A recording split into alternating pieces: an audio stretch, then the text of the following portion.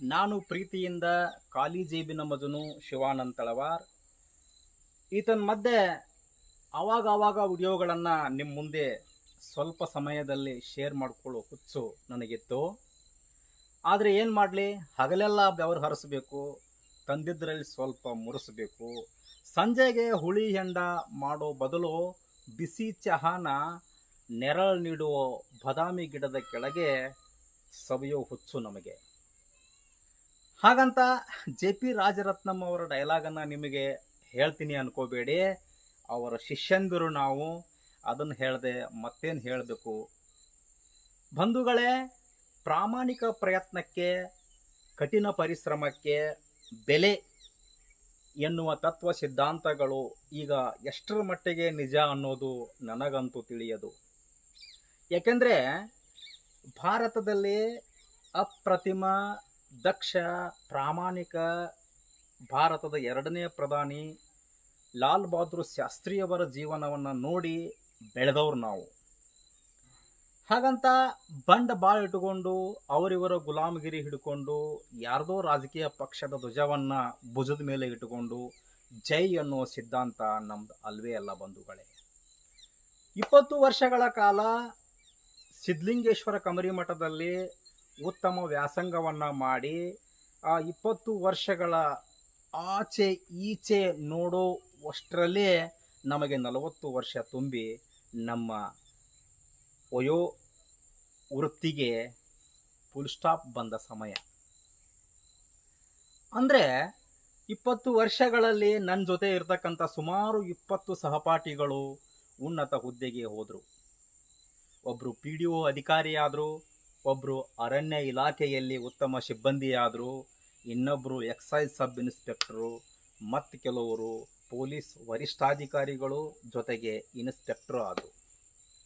ಆದರೆ ಆ ಮಠದಲ್ಲಿರ್ತಕ್ಕಂಥ ಒಬ್ಬ ಸದಾಶಿವ ಅಜ್ಜನ ಒಂದು ಸಣ್ಣ ನಿದರ್ಶನವನ್ನು ನಿಮಗೆ ಹೇಳಲಿಕ್ಕೆ ಇಷ್ಟಪಡ್ತೀನಿ ಬಂಧುಗಳೇ. ಆತ ಮೂಲತಃ ಬಡ ಕುಟುಂಬದಿಂದ ಬಂದಿರತಕ್ಕಂಥ ವ್ಯಕ್ತಿ. ಆತನ 2 ಕಾಲುಗಳಲ್ಲಿ ಆನೆ ಅಂತಕ್ಕಂಥ ಒಂದು ಸಣ್ಣ ರೋಗ ಆತನಿಗೆ ಹೆಜ್ಜೆ ಇಡಲು ಆಗದ ಪರಿಸ್ಥಿತಿಯಲ್ಲಿ ಆತ ನರಳುತ್ತಿದ್ದ. ಅವನಿಗೆ ಅದೇನೋ ಭಾರತೀಯ ಸಂಸ್ಕೃತಿಯ ಪುಣ್ಯ ಅಥವಾ ಭೂಮಿಯ ಸ್ಪರ್ಶ ಏನೋ ಗೊತ್ತಿಲ್ಲ, ಅವರು ನಮಗೆ ಬರಿಗಾಲಿನಿಂದ ತಿರುಗಾಡಿ 30-40 ಮನೆಯಿಂದ ಭಿಕ್ಷೆಯನ್ನು ತಂದು ನಮ್ಮಂಥ ಬಡ ಯುವಕರಿಗೆ ಕೊಟ್ಟು ವಿದ್ಯಾಭ್ಯಾಸಕ್ಕಾಗಿ ಅಣಿಯಾದರು.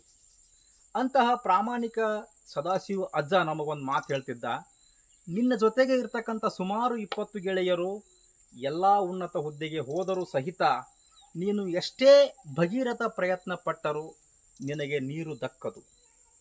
ಹಾಗಂತ ನಿನ್ನ ಪ್ರಯತ್ನವನ್ನು ಇತ್ತ ಕಡೆ ಗಮನ ಹರಿಸದೆ ಸಮಾಜಮುಖಿ ಕೆಲಸಕ್ಕಾಗಿ ಒಳ್ಳೆಯ ಕಂಕಣಬದ್ಧನಾಗಿ ನಿಲ್ಲು.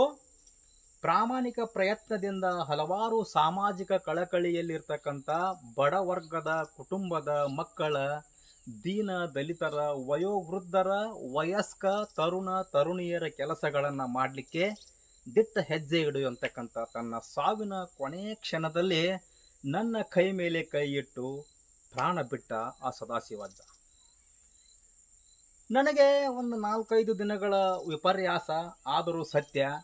ಕೊನೆಗೆ ಅನ್ನಿಸ್ತು, ಆ ಸದಾಶಿವನ ಅಜ್ಜನ ಪ್ರಾಮಾಣಿಕ ಪ್ರಯತ್ನ ಅಂದರೆ ಆತ ಹಾಕಿದ್ದ ಭಿಕ್ಷಾ ಅನ್ನ ನನಗೆ ನನ್ನ ಜೀವನದ ಅಡಿಯಿಂದ ಮುಡಿಯವರೆಗೂ ಇವತ್ತಿಗೂ ನನ್ನ ಸಂಕ್ಷಿಪ್ತ ಪರಿಚಯದಲ್ಲಿ ಸುಮಾರು 2,000 ಆಧಾರ್ ಕಾರ್ಡ್ಗಳನ್ನು ಮಾಡಿದ್ದೇನೆ, 2,000 ಜಾತಿ ಮತ್ತು ಆದಾಯ ಪ್ರಮಾಣ ಪತ್ರಗಳು, ಎಷ್ಟೋ ಲೆಕ್ಕವಿಲ್ಲದಷ್ಟು ಬ್ಯಾಂಕ್ ಪಾಸ್ಬುಕ್ಗಳನ್ನು ಮಾಡಿ ಜನರಿಗೆ ಸಮಾಜಮುಖಿಯ ಕಾರ್ಯದಲ್ಲಿ ಕಂಕಣಬದ್ಧರಾಗಿದ್ದೇನೆ.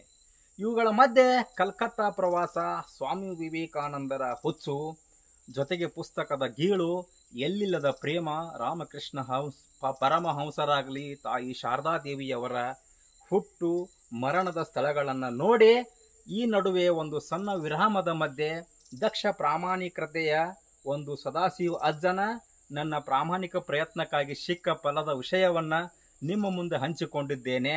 ಇನ್ನೊಂದು ಸಣ್ಣ ವಿಷಯದೊಂದಿಗೆ ನಿಮ್ಮ ಮುಂದೆ ಈ ಖಾಲಿ ಜೇಬಿನ ಮಜನು ಶಿವಾನಂದ್ ತಳವಾರ್. ನಮಸ್ತೆ. ಜೈ ಸ್ವಾಮಿ ವಿವೇಕಾನಂದ.